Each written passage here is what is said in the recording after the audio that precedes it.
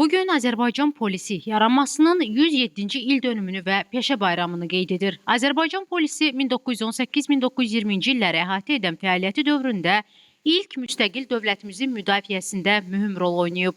Daha sonra Azərbaycanın Sovet İttifaqının tərkibində olduğu 70 il ərzində inkişaf edərək qanunçuluğun və ictimai asayişin qorunmasında cinayətkarlıqla mübarizədə zəngin təcrübə qazanıb.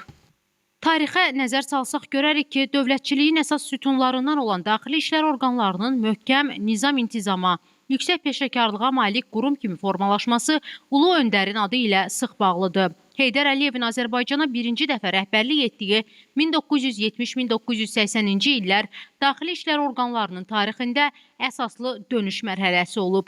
Həmin dövr polisin təşkilatı və ideoloji cəhətdən möhkəmlənməsi şəxsi heyətin milli ruhda formalaşması ilə əlamətdardır.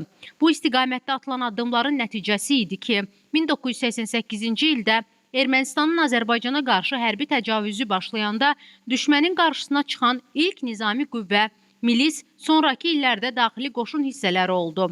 İşğalçılarla döyüşlərdə 1700-ə yaxın polis əməkdaşı və hərbi qulluqçu şəhidlik zirvəsinə ucaldı. 1710 nəfər isə yaralandı. Göstərdikləri igidliyə görə 67 nəfər Azərbaycanın milli qəhrəmanı adına 1143 nəfər orden və medallara layiq görüldü.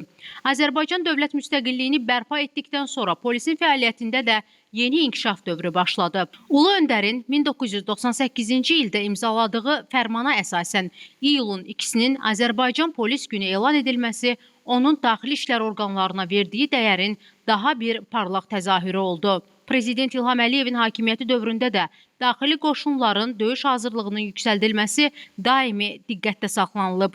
Müasir silah və texnika ilə təminat, şəxsi heyətin sosial müdafiəsinin gücləndirilməsi sahəsində bir çox mühüm qərarlar qəbul olunub. Vətən müharibəsində qazanılmış tarixi səfərdə polis orqanları əməkdaşlarının və hərbi qulluqçularının da müstəsna xidmətləri olub. Çətin döyüş tapşırıqlarını uğurla yerinə yetirən daxili qoşunların xüsusi təyinatlıları düşmənin yüzlərlə canlı qüvvəsini və döyüş texnikasını məhv edərək qəhrəmanlıq salnaməsi yaradıblar. Bu müharibədə daxili qoşunların şəxsi heyətindən 66 nəfər şəhid olub, 346 hərbi qulluqçu isə yaralanıb.